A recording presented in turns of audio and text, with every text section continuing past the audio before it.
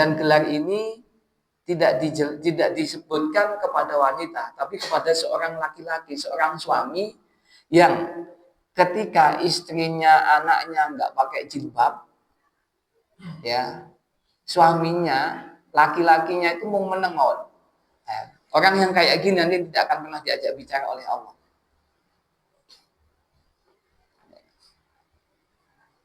Kalau anaknya perempuan, kemudian istrinya, dia melakukan hal-hal yang mungkin tidak benar, dosa dan kemaksiatan, kok suami ini laki-lakinya menengawatnya ini. Dan gelar ini tidak disebutkan kepada wanita, tapi kepada seorang laki-laki, seorang suami yang ketika istrinya, anaknya nggak pakai jilbab, ya, suaminya, laki-lakinya itu mau menengok. Orang yang kayak gini nanti tidak akan pernah diajak bicara oleh Allah.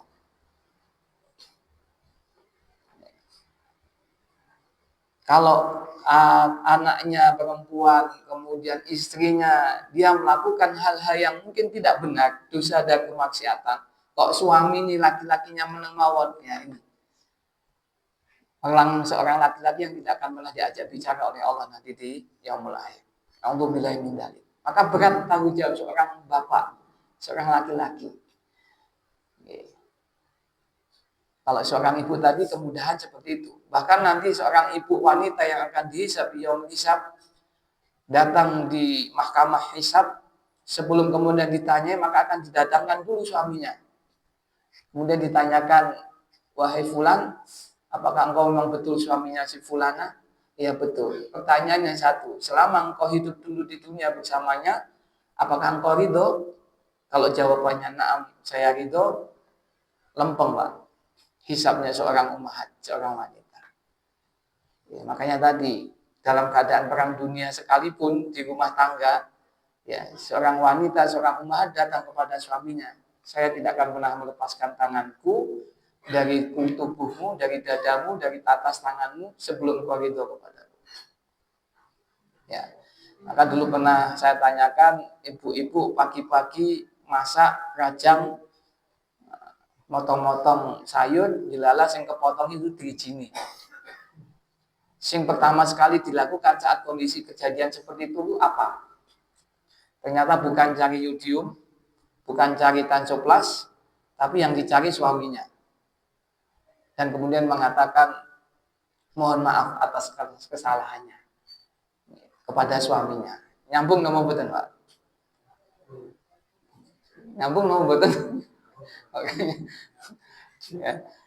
Ya itulah kehidupan keluarga, dan itu ternyata sering kita temui di dalam kehidupan rumah tangga kita masing-masing. Sinten sing nggak pernah punya masalah kayak gini atau masalah yang lainnya. Sinten ya nggak pernah punya masalah. Sing bujang mungkin. Kalau masalah dalam kehidupan kita itu kan, ya setiap kita pasti punya. Sinten masalah sing namung setunggal. Masalah sedoso sinten. Masalah seket foto mendul kabeh. Kita semuanya wajah-wajah penuh masalah. Siapa yang paling berat, paling banyak masalahnya di dalam kehidupan di dunia? Atau pertanyaannya saya ubah.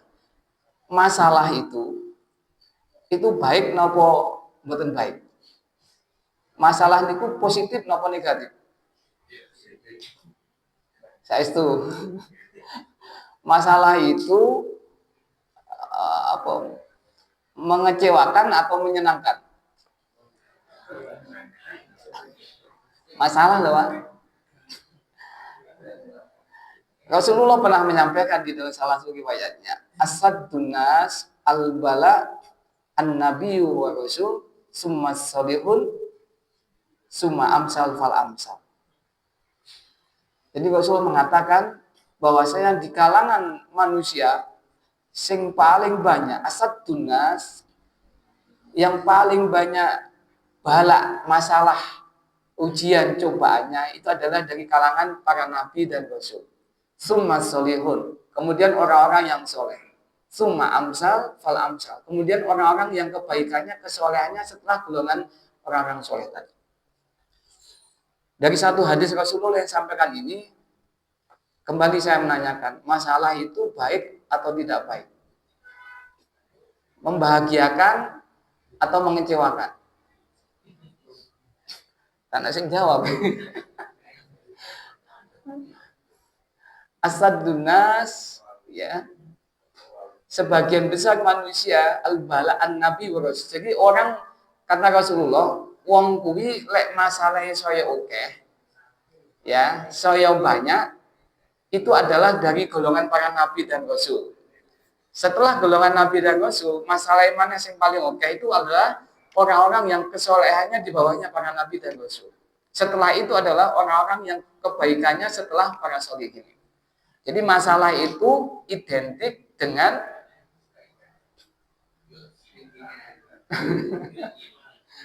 saya dhuwur, saya oke, saya abot masalah, berarti level kesolehannya lebih. Ya, jadi masalah itu positif atau negatif? Positif. Saya itu ya, sepakat ya. Ya, tapi ragu nih jawab masalah itu positif. Ya, di hadis yang lain Rasulullah juga mengatakan, ya, bahwasanya Allah itu akan menurunkan, memberikan masalah kepada hambanya sesuai kadar agamanya. Bidini. Ini menegaskan kembali bahwasanya kalau kadar agamanya, dinnya baik, maka Allah pun juga akan menyetarakan bagaimana masalahnya itu akan dilevelkan dengan agamanya. Jadi lagi Rasulullah juga pernah mengatakan juga di dalam hadis yang lainnya bahwasanya innallaha idza ahabba qauman ibtalahu. Kalau Allah itu menetapkan pengen menghendaki seorang hamba itu mendapatkan cintanya, innallaha idza ahabba qauman ibtalahu. Maka Allah itu akan memberikan masalah, memberikan ujian, memberikan cobaan ibtalahu kepada seseorang kaum yang pengen dicintai oleh Allah tadi. Dari 3 hadis ini pun jelas Pak, ya? Berarti masalah itu adalah ragu. Positif, membahagiakan, menyenangkan. Ning nopo kok sering-sering kula njelan sami sambat. Dan sing disambati kuwi masalah. Mbuh masalah ning omah tangga lah, mbuh masalah dengan anak lah, mbuh masalah pekerjaan lah gitu. Sing dikambing hitamkan itu adalah masalah. Berarti masalah lek sing dikambing hitamkan itu berarti boten positif. Kan bingung akhirnya. Ya. Maka kemudian Ibu Bapak sekalian, ternyata betul sekali bahwasanya kata Syekhul Islam Ibnu Qayyim al-Jauziyah belum mengatakan bahwasanya yang menjadikan seseorang itu tidak bahagia, tidak senang, itu karena nggak sadar. Qalbun yakhdhahnya perlu dibenahi. Hatinya, pikirannya boten eling, boten sadar. Sadar terutama khususnya ketika kula jenengan sami itu masih di atas bumi ini, di atas dunia. Maka yang menjadikan kita itu bahagia, terus senang, tidak pernah mengalami kesulitan, kesusahan, kalau kita itu sadar bahwasanya kita itu masih di atas dunia. Dan dunia ini tempatnya ad-darul ibtila. Dunia ini tempatnya masalah. Kudu eling Pak niku Pak. Nek kula jenengan sami tesih nangis, niku wajar. Mergo kula jenengan sami sik neng dunia. Nek kula jenengan sami merasakan ada masalah, wajar Pak, kudu disadari Pak, karena ini adalah tempatnya dunia. Pun menawa mboten jenengan kula dongaaken mugi-mugi benjing Pak Iqbal mboten kagungan masalah.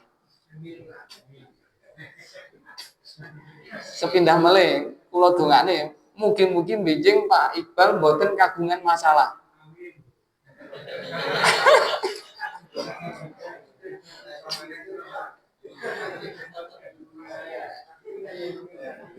Jadi lagi-lagi masalah itu seperti dua mata uang dengan kehidupan dunia.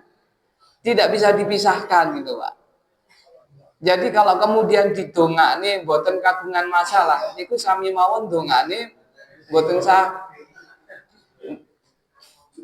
ditungakne ndang budala gitu.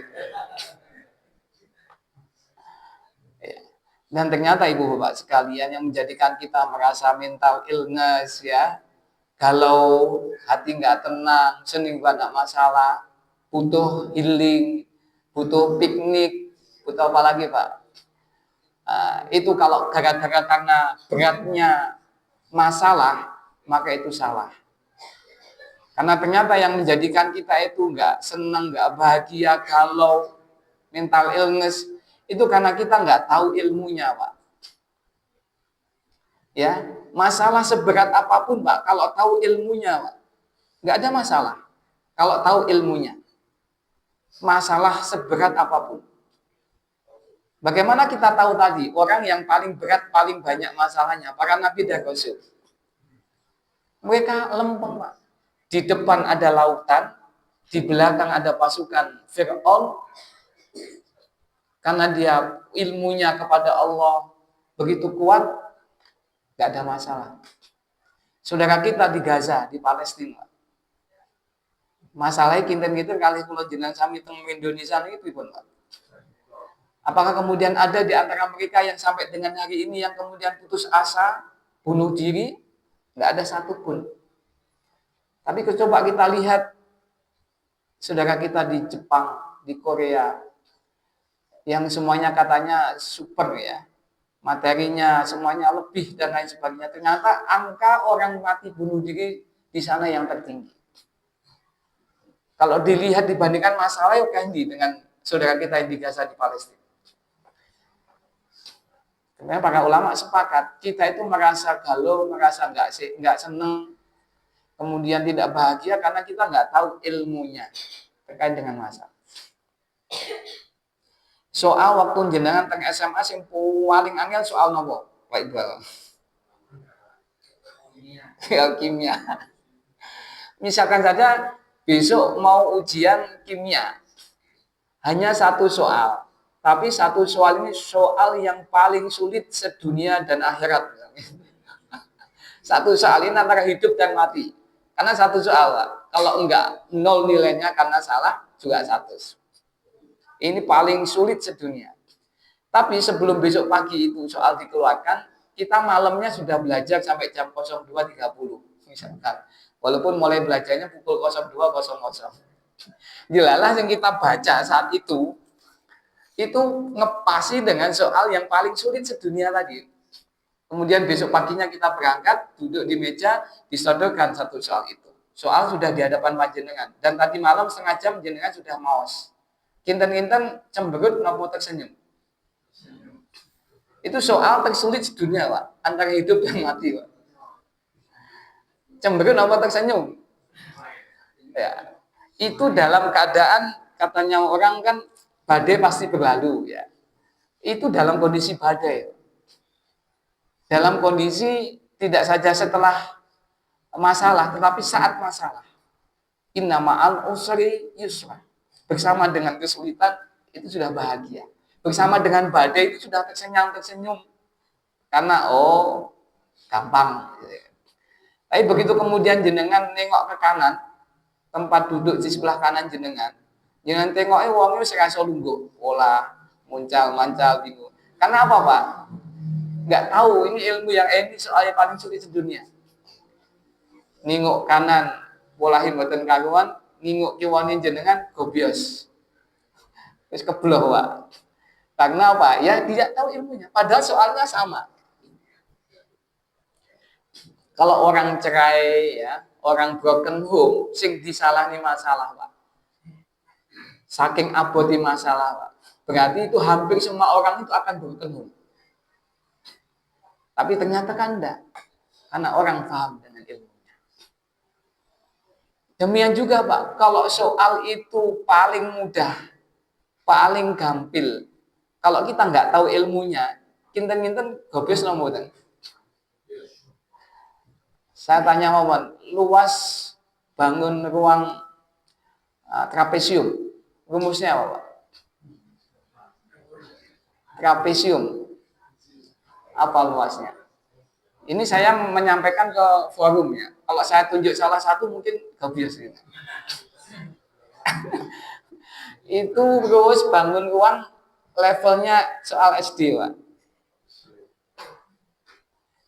Mudah nomor boten Pak level SD dengan seusia kita hari ini. Dulu pernah dapat ilmunya tapi lupa, Pak. Akhirnya kan sama saja, kita nggak tahu ilmunya. Itu yang paling gampang. Jadi sama, sesulit semudah apapun soal itu, kalau nggak ada ilmunya, gobios semua. Maka satu-satunya kunci untuk bahagia kita, untuk ketenangan kita, golek ono ilmunya. Ilmu itu tadi yang diatur sama Allah. Banyak syariatnya, titil kan itu. Meretitil banyak syariatnya. Ya. Makanya bagaimana Syekhul Islam Ibnu Taimiyah mengatakan ar-risalatu ruh wan nurul hayah. Risalah yang dibawa oleh para nabi dan rasul itu adalah jiwa, ruh, dan itulah cahaya dalam kehidupan. Maka ketika kita hidup di atas bumi ini, kok enggak bawa namanya ilmunya dalam bentuk sunnah-sunnah Rasulullah satu, maka sama artinya Pak, besok mau ujian ini enggak siap sinau sama sekali. Pasti kopius. Mengatakan masalah dan masalah. Ya. Makanya kalau orang nggak tahu ilmu itu baru dikatakan kulitmu kok gosong, kulitmu kok ireng, itu mikirnya buatan karu-karuan, serasa turu. Tapi orang yang punya ilmu Pak, diuji sebesar apapun, dia tetap dalam keadaan kokoh. Di samping karena pertolongan Allah, karena mereka mengembalikan semuanya kepada Allah dan Rasul. Ini Ibu Bapak sekalian, kalau mengatakan Allah juga menegaskan di dalam surat Asy-Syura ayat 52, wa kadzalika auhayna ilaika ruhan min amrina. Dan Allah telah menurunkan Al-Qur'an sebagai ruh dari perintah-perintah yang Allah turunkan. Jadi As-Sunnah dan Al-Qur'an itulah ilmu yang akan menyelesaikan setiap permasalahan-permasalahan kita, apapun masalahnya. Makanya jangan pernah berhenti, Pak, untuk terus tolabul ilmi. Fardhatun ala kulli minal muslimin wal muslimat. Ya. Ini kuncinya Bapak Ibu sekalian. Jadi menawi merasa atine radi mboten sekeco itu nggih, merasa banyak masalah, merasa kemudian hambar dalam kehidupannya, kering dalam kehidupannya. Lagi-lagi senantiasa kembalikan kepada ilmunya Allah. Karena ilmu itu ibaratkan, banyak para ulama mengatakan, ketika kita mau ingin masuk surga, ilmu itu ibarat air dengan ikan. Jadi surga dengan ilmu itu ibaratkan air dengan ikan. Kalau ikan tidak hidup di dalam air, maka ikan akan mati. Demikian juga kalau kita itu menginginkan surganya Allah, maka kuncinya adalah ilmu. Maka bagaimana kita diingatkan barang siapa yang masuk di dalam majelis-majelis ilmu, upayanya, langkah-langkahnya, energinya, itu semuanya dihitung untuk kemudahan-kemudahan menuju surganya Allah. Ya. Ini Ibu Bapak sekalian, sedikit yang bisa kita sampaikan. Ya, kesimpulannya apa Pak? Masalah itu adalah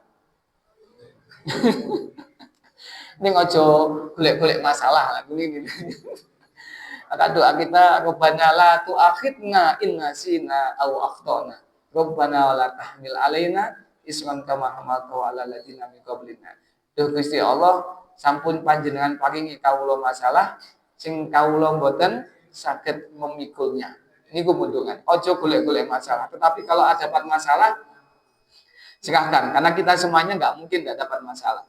Ya, pasti kita akan ketemu dengan masalah. Cuma memang benten-benten ya masalah Pak Yai Sapari, masalah Pak Adi ini buatan sami, buatan sakit disamikan gitu ya. Nggih, mekaten pangapunten saya kelepatan semata karena dari saya sebagai manusia yang lemah, kelebihan semata karena Allah. Aku qouli hada astaghfirullah li wa lakum. Wabillahi taufiq wal hidayah. Wassalamualaikum warahmatullahi wabarakatuh.